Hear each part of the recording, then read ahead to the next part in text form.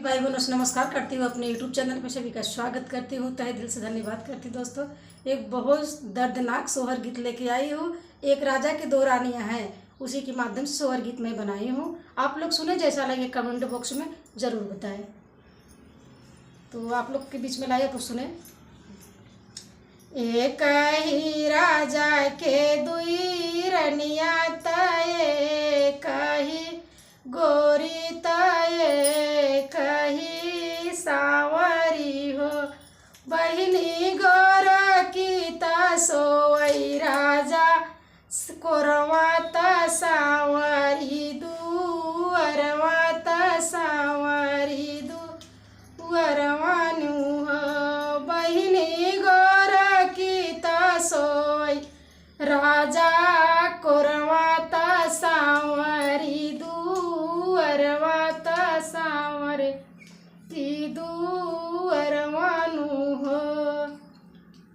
आधी निराती घोड़ावा तुराने तराजा उठी बाधाई तराजा उठी बाधाई हो, बहिनी पड़ी गए राजा के पर छैया ता सावर की गरब रही सावर की गरब रही हो, बहिनी पड़ी ग या राजा कई पर छैया ता सावर की गरब से ता सावर की गरब से नियो, कोरवा में को संवर की गरब से नी हो, संवर की कावना तू करई घर दुअरवा ता गोर की नजर पड़ी गया गोर की नजर पड़ी हो, बहिनी संवर की बटोरई घर दुअरवा ता गोर की के नजर पड़ी गोर की के नजर पड़ी हो, संवर की कावन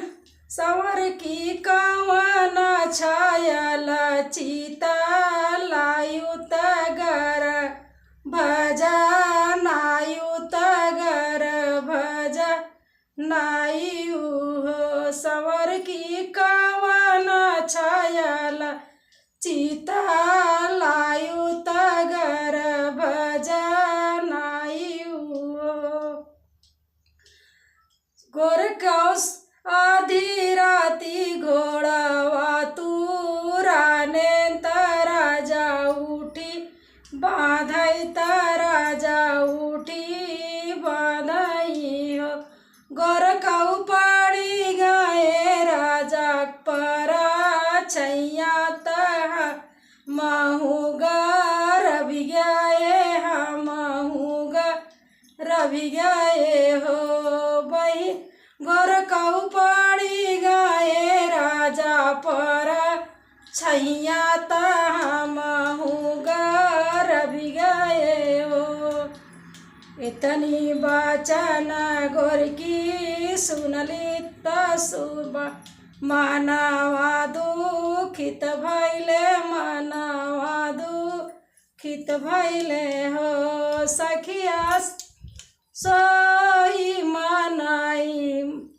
सखिया सोई गई चदरिया के तानी तमनावा भी रोगवाए मन वहाँ भी रोगवाए हो, बहरे से आवले पियवा ताऊ न काबू लावाई ताऊ न काबू लावाई, बहरे से आवाई उनकर पियवा तो रानी के आरज करई रानी के आरज करई हो, रानी कावन संकट तोहरे जियरात मनावा भी रोग बाटे मनावा भी रोग बाटे हो।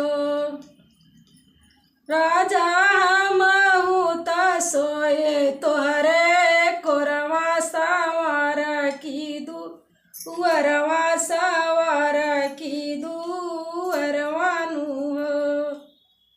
राजा सवार की तगाड़ुए गर्भ से हम अपराधिनी हम अपराधिनी हो।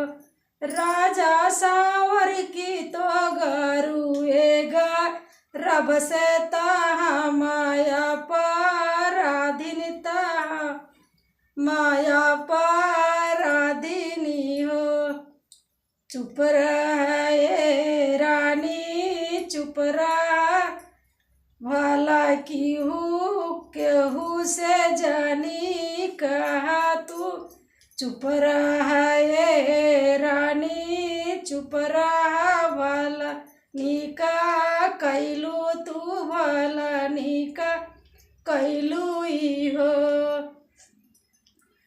जे जे कैलू नु हो रानी सावर की के होई हाई ललनवा तदून अंगना भरा सोहर अंगना भला सोहर हो। गोरख रानी सावर की के होई ललनवा आंगनवा सखी सोहर गाँव आंगनवा सखी सोहर हो। रानी ठुमुकी रा चली है ललना तीनहु जने देखबाई तीनहु जने देखबाई हो। रानी ठुमुकी चली है ललना तीनहु जने देखबाई तीनहु जने देखबाई हो। एक ही राजा के दुई रनिया ताए